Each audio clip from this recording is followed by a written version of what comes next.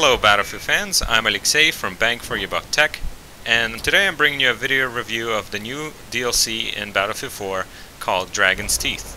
In this video I'm going to go over the new maps, as well as the new game mode called Chainlink. I'm also going to go over and tell you how to do the new assignments, and I'm finally going to talk about the new weapons and gadgets and how they're useful and what they're good for. So let's begin and first talk about the new maps. So one of the new maps introduced with the new DLC is called Sunken Dragon. As you can see right here, this is the map. It is a very urban environment, very similar to Dawnbreaker, except it doesn't have those annoying neon lights on every building.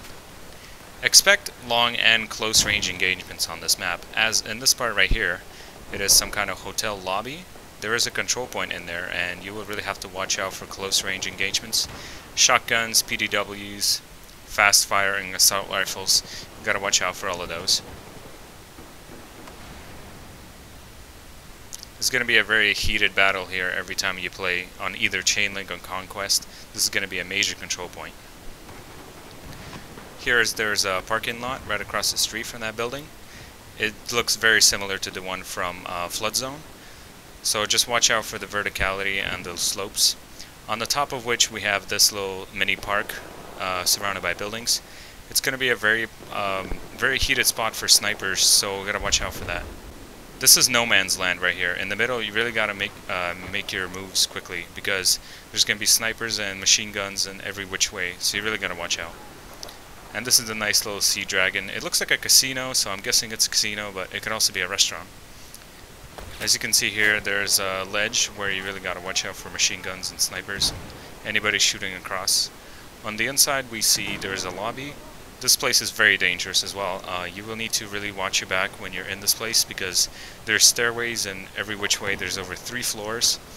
And you'll see right here, there's a guy sitting at the bottom, and you're going to try to emulate what he's doing.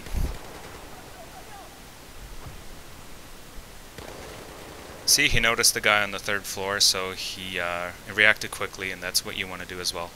The rest of the building has just vacant rooms, not much really to see. Just be aware of your surroundings and try to stay alive. And the map is very infantry heavy, however not as much as the other maps in Dragon's Teeth, as I find. In Chainlink, it is purely infantry, however, because there are no helicopters or tanks, only a couple jeeps scattered about. However, in Conquest, there are little birds and a few helicopters flying around, so you'll have to watch out for those. But overall, I find that the map is very similar to Dawnbreaker, but it does offer a new environment, a new detailed urban environment, which I find appealing.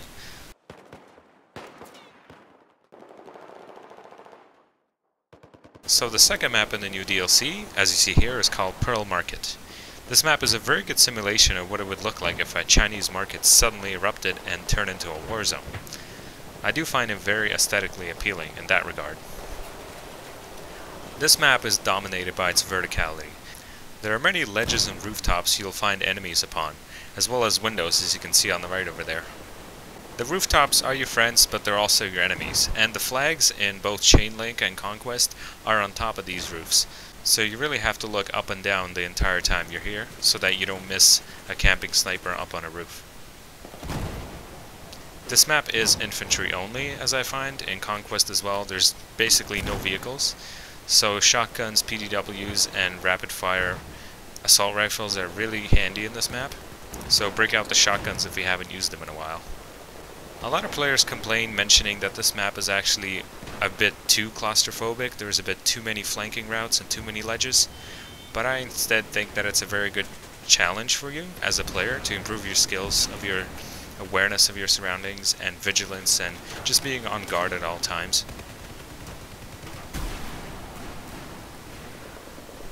You also gotta watch out for the RAWs. That's R-A-W-R-S. Those little robots that have machine guns and grenade launchers on top of them. They can be really dangerous and easy to miss, but we'll talk more about that one later.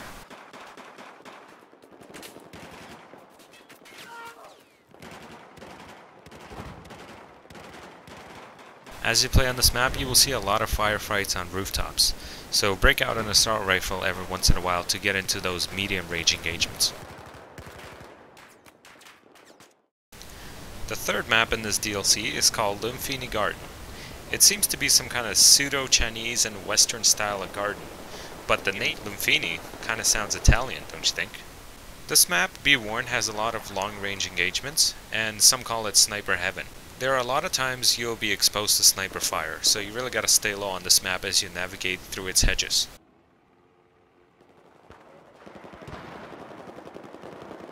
These hills right here that are right next to the D point are a very intense part of the map. You're gonna try to avoid this area because you might die really quickly if you run into the fray.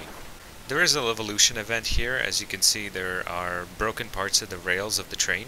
Those collapse and they might kill you, so try not to hang around the overpasses. The US spawn point of the map looks a lot like Siege of Shanghai. I find that the building here on the left actually looks a lot like the one from Siege of Shanghai. The one with the restaurant and patio on the second floor. On the first floor it's some kind of bar. This is the last refuge of the American team, and if either team gets pushed all the way to their uncappable point, the map is pretty much over, as it is very unbalanced, I find, in the near the uncaps. So the teams really that get dominated, they stay dominated, which can be a big flaw in this map, as if one team dominates completely, you're pretty much guaranteed to win. There is very little chance for a comeback. The overall layout of the park looks a lot like Operation Metro. If you're playing Russian Operation Metro, you will notice there's quite a few bridges and parks with little covers, so you're really gonna have to keep your head low. There are a number of choke points on this map, and by that I mean the bridges. There's a lot of machine gunners shooting at the bridges, so try to avoid them. But at the same time, you gotta watch out because the rivers are deep and you can't just walk over them. You will actually have to dive into it and swim around, which can be very dangerous when you're trying to get out of the river, as you'll be immobilized for a few seconds. Overall, the map is enjoyable and is appealing to look at, but it's not one of my personal favorites. So the fourth and last map of the new DLC is called Propaganda, and I gotta say this is my favorite by far, just because of the setting and its simplicity. It looks like something right out of the Soviet era, but set in North Korea, not Russia, though the similarities are striking. The map is straightforward because it's shaped like a rectangle, and everything goes in pretty much one direction at a time. It's either the Chinese team that is pushing the Americans or the other way around. Most of the action on this map happens in the middle, and in this middle there is a square that it looks like a military encampment. The open ground is a big hazard for your survival, so try to hang around walls and alleyways and try to take cover as much as you can, as in the middle of the map, and especially on the second floors of buildings, you will see a lot of people camping there, so you really want to stay out of the open and take cover as much as you can. A lot of people don't like this map, however, because when a team gets pushed all the way to their spawn, it is virtually impossible to retaliate. And I find that this is a trend in the new maps. It's sort of a flaw because there's not a lot of exit points from the spawn for either team, so if you get pushed to your spawn, you pretty much surrender. There are a couple monuments on this map that look really good, and they really do add to the propaganda feel of the map. One neat feature I really admire about this map is how DICE decided to include the unfinished hotel that is seen in the background over there. The construction of this hotel started in the 1980s, but the North Korean government is such a big failure that it never got to finish it. So now it stands there as an example showing how badly North Korea manages their resources. Just thought you might want to know.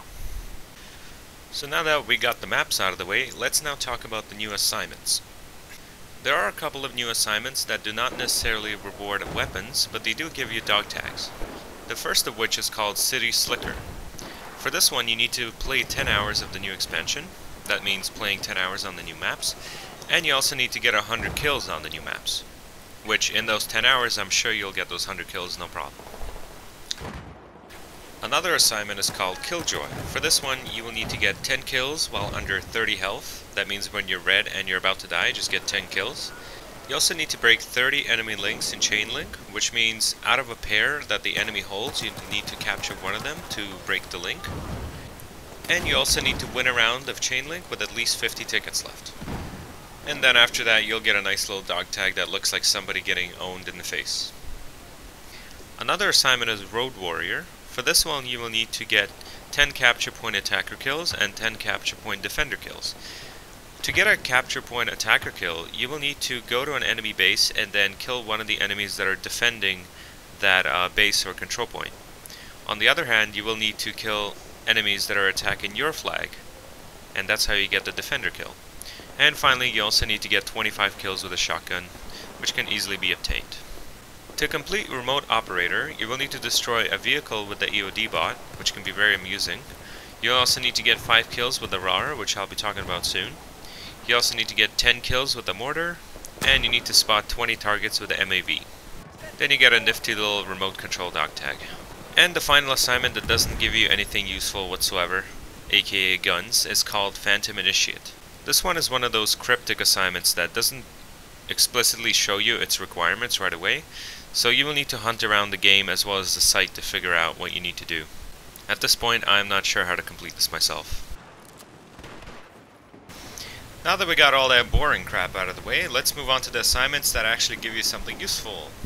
So the first of which we have the Unica 6. It's a new pistol that's introduced to the game. It's a revolver, but it's a lot better than the other two that we've had because it doesn't have the trigger delay. So you have to get 5 kills while swimming. So immediately I just went to Flood Zone and I started swimming around like an idiot trying to get some kills. And for the second half of the assignment, you will need to activate the floodgates on the Sunken Dragon map, as you see here. You just need to hit the little switch and voila, there you go.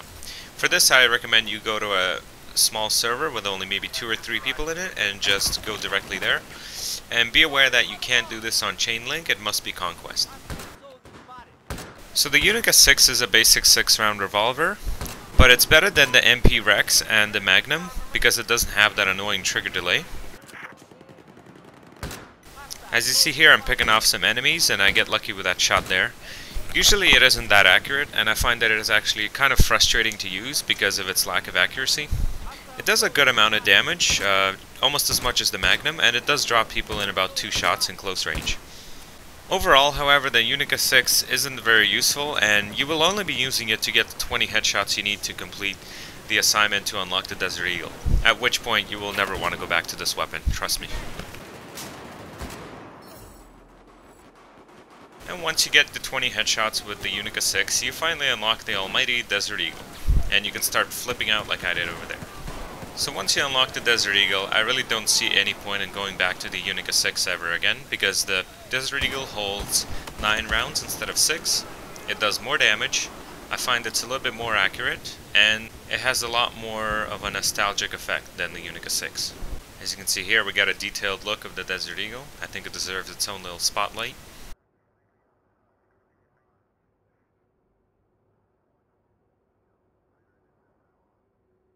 Notice the detail and how you can even see the little writing where it was made and designed and stuff like that. Looks really nice, I think. So as you may know, getting premium for me for Battlefield 4 was a very hesitant thing of me to do, because I wasn't really sold on the quality of the game and there was just too many glitches and the game just didn't even seem worth it. But when I did see the Desert Eagle, however, and knowing that the netcode was patched somewhat, this is the reason why I got premium.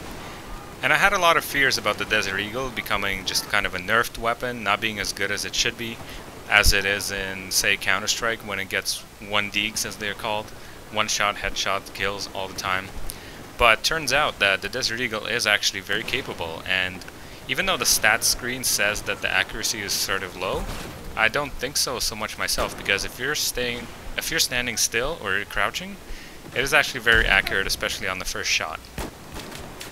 There are a few drawbacks to it, however, as in this game, compared to Counter-Strike, bigger primary weapons do really outfire and outdo this weapon most of the time, but if you do manage to pull off the 1-shot headshots, then the Desert Eagle is a great weapon. Not to mention, the Desert Eagle also has a faster firing rate than the other revolvers, yet it does even more damage. So I do find that it is one of the best, if not the best, pistol in the game. What is also surprising, but a little bit stupid in my opinion, is that the Desert Eagle actually does have a silencer. And the first time I saw a powerful weapon like this with a silencer back in COD 4 days, when the AK could be silenced, I thought it was really ridiculous. And I don't think DICE should have added a silencer to the Desert Eagle, because I haven't actually tried it myself, but I do find it will make the weapon a little bit overpowered. To have a stealthy weapon like this and also have it be silenced just seems a little bit ridiculous. Now, what can be said about the Bulldog that hasn't been said already 100,000 times?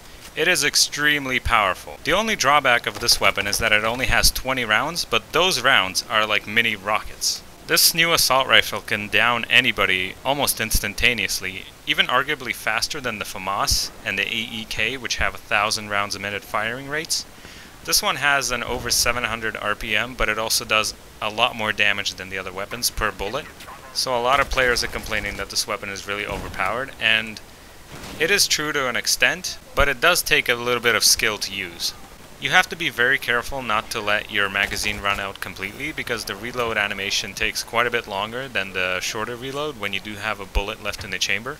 This gun is also very accurate, and I find that it is effective at pretty much all ranges except extremely long range, because you will not want to use an ACOG sight or any other 4x scope on this weapon.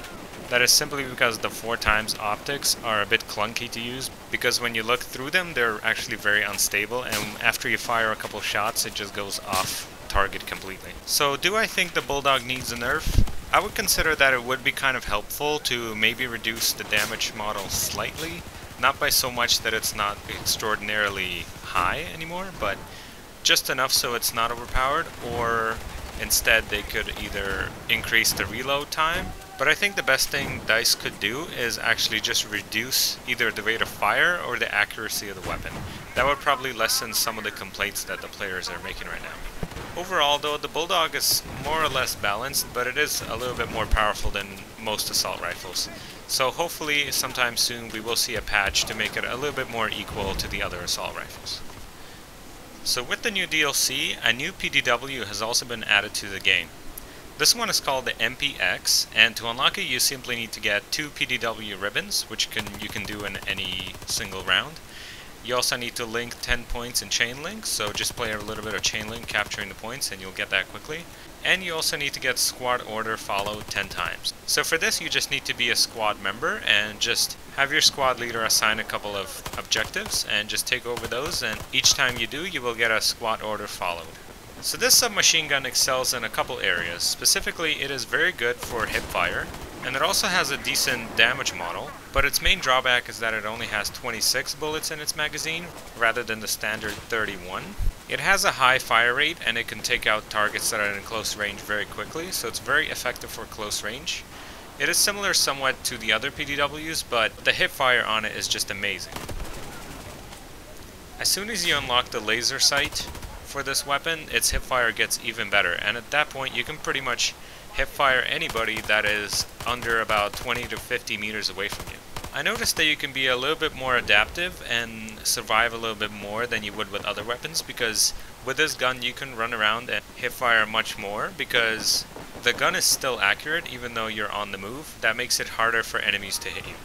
The reload on this weapon is decent, but it's not great, so you will still have to take a little bit of cover when it's time to reload. But overall I find that it is a good addition as another PDW, and it is a fun weapon overall to use. So I say you should give it a shot and give this gun a try. And of course DICE didn't think that we have already enough bolt-action rifles in this game, so they decided to add another one. The new bolt-action sniper is called the CS5, and to unlock it you need to get 2 sniper rifle ribbons, very simple to do. You also need to get 10 radial beacon spawns, so just put one down and wait for your squad mates to spawn into it. And the easiest thing ever conceived is to just get 20 spot assists. We all know this, we all do this. Press Q. So this new sniper rifle is an interesting sort of bolt-action rifle, as it is not as well suited as the other sniper rifles for extremely long-range shooting, but I find that it has a couple of advantages with the standard bolt-action sniper. For one thing, its fire rate is a little bit faster than the other bolt-actions, and what else is cool is that it comes with its own suppressor that is already unlocked as soon as you get the weapon. So effectively, the starting kit for this weapon is an 8x scope and the silencer. This gives the player a hint that it is best suited for medium range shooting and aggressive recon playstyle. It has a good number of bullets in its clip at 11, which is pretty standard among the other bolt actions. However, its accuracy and bullet drop are a bit on the high side, and that's why it's not very good for shooting at extremely long ranges. So all there really is to say about this weapon is that it is very good for the aggressive recon who likes to, instead of camping, just run around and get as many headshots as possible. And it is also very good at defending objectives, especially in the new game mode Chainlink, when you're just trying to cover a flag from about 50 to 100 meters away. Despite its drawbacks of accuracy and bullet drop, it is actually quite fun to use, so I still recommend it. Another really interesting addition to the game in the new DLC is the Ballistic Shield, aka Riot Shield. We've seen this shield in a couple of games before, like Modern Warfare 2 and Counter-Strike 1.6. It goes back quite a while, but it's very good against deflecting bullets and explosions. To unlock it, you will need to get 5 savior kills, which is easy to do. You also need to get 20 suppression assists, which is just a complete lack of effort. And finally, you need to destroy 3 explosives, meaning claymores and enemy C4s. This shield is an excellent trolling device, as it makes you a complete nuisance to the enemy team. When you are wearing one of these things, consider yourself as just a distraction to the enemy. They will probably waste a couple of cliffs of ammo on you, completely ignoring your other teammates. This, in the right circumstances, will give them the chance to run around you and get a first shot at the enemy. And if you want to be a hero, you can also kind of try to use it to protect your teammates against enemy fire. If you have a couple of good friends, I have a good suggestion. If you can get them all lined up in a row like Spartans and have some kind of phalanx position, you can definitely clear out the clutter in Operation Locker and Operation Metro, which will definitely make for some interesting gameplay. Other than that, however, in a disorganized team, I find that the Riot Shield is a bit useless. Oftentimes, I get killed through it with simple bullets, even if I'm facing the enemy directly, and I also find that the glass on the shield itself is rather too fragile and gets broken way too often. This leads to you getting headshotted through the slit in the shield a lot. And when it works well, an RPG round, for example, would do about 65 damage, but at the same time it may not work, which means you will get killed instantly by just one single RPG. Take note that when using this shield, it is best to crouch down and crawl slowly towards your enemy. Also, it is very important for the shield user to pay attention to their surrounding. Anybody coming too close to you or behind you will easily get a shot at your back or the top of your head. Of course, the shield is mainly a defensive device, but it is also capable of bashing enemies. The damage on this, however, is quite random, and for best effect you will have to bash enemies right in their face. And a successful bash to the face will do about 60 damage, meaning that 2 bashes to the face is a kill. Always try to go for a face bash, because bashes to other parts of the body don't do that much damage, actually only about 10 to 15. Overall, I think the Ballistic Shield is only good in situations when there are a couple of them at the same time, lined up in a row on Operation Metro or Operation Locker. Other than that, I think the shield is a completely useless thing that would just be used by trolls to piss the enemy off, or just by players that have just unlocked it and have yet to realize how useless it really is. One thing that DICE added that we might all enjoy is the new RAR. The RAWR, or simply RAR, is basically an EOD bot with a machine gun and a grenade launcher on top of it. This thing is tough because it has 500 hit points, which is 5 times more health than any player on the battlefield. This means that you will need to hit it an equivalent of 5 times more firepower than you would need to kill one person. It comes in the form of a battle pickup, which means you will need to find it on certain parts of the map in Chainlink as well as Conquest. It can be said that it is overpowered, but I find that it is appropriate because it is a battle pickup, and similar to the M85 which kills everybody in one shot, it is also justifiably overpowered. Its ammunition count runs out, with the machine gun having a starting of 600 rounds and 12 rounds for its grenade launcher. The machine gun on this thing is actually very powerful, and it can destroy people in 2 or 3 shots at close range. The damage drops off quite significantly, so at range do not expect to get many kills. Its grenade launcher, on the other hand, is very bad. Its splash damage is extremely short, and it does up to 70 damage on a direct shot, so it can be good if you're very accurate with it. The RAR's major drawback, however, is its movement. Your view as you use it and you drive around uneven terrain is very shaky, so at times it can be very hard to aim at a target when you're moving on an uneven surface. On maps such as the Pearl Harbor, your best bet with this bot is to hide behind a corner and avoid movement, since the RAR is very sensitive to small objects and it will become obstructed by the smallest things. An unsuspecting enemy will always have a massive disadvantage against you, as you have 5 times more health than the enemy. So you can expect to go on some expressive kill streaks with this thing. Just keep in mind to put yourself into a safe spot before using the PDA to control it. Overall, I really do like the RAR. It is a fun device to use, and it is a very amusing spin on the earlier EOD bot. And I'm also very glad that DICE didn't add this as an unlock, otherwise everybody would be having remote control Battlefield 4. So before I wrap up, let me quickly introduce the new game mode Chainlink. This game mode is very similar to regular Conquest, however the spin here is that you have to hold pairs of objectives rather than individual objectives. Objectives have to be linked together, and they can only be done so when two are controlled and they are adjacent to each other. A team does not get a link established when there is only one individual lonesome objective being held. You might have read my predictions for this game mode on my website in a separate article, where I made the assumption that this game mode is going to be very rigid and you're only going to be able to capture certain objectives at certain times. However, I'm glad that DICE made it so that you can capture any control point, but you still have to control pairs of objectives. This means that you can still do those crazy flanks and get behind the enemy lines, but there will still be a significant front at the intersecting points of both armies. A total of about 5 links can be established. More links a team holds will drain the tickets of the enemy at a faster rate. You will also notice that servers running this game mode have a ridiculously high ticket count. This is because the tickets are drained a lot faster than in regular Conquest, up to about 20 or 30 tickets per second. However, this only happens when a team controls all 5 or 6 links. That is basically all there is to Chainlink. It is not complicated, but it is a very nice spin on Conquest and should give us something new to try out. So if you ever get tired of the classic Conquest, hop into a game of Chainlink and have some fun. Overall, I give this entire DLC a 4.5 stars out of 5. The maps have very good aesthetic elements, however they do lack a little bit of balancing at the extremes of each side. The most notable flaw of all the maps is that when a team gets pushed all the way to their last uncap, the game becomes very one-sided and not very fun for the losing team. As for the weapons, the Bulldog needs a slight nerf, while the Riot Shield would benefit from a slightly larger size, which would make it more effective at blocking bullets and projectiles.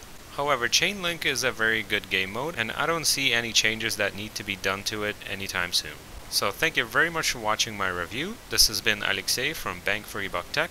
Please visit my website at BFYBtech.com. Also like my Facebook page, follow on my Twitter, as well as Google+. See you next time. Goodbye.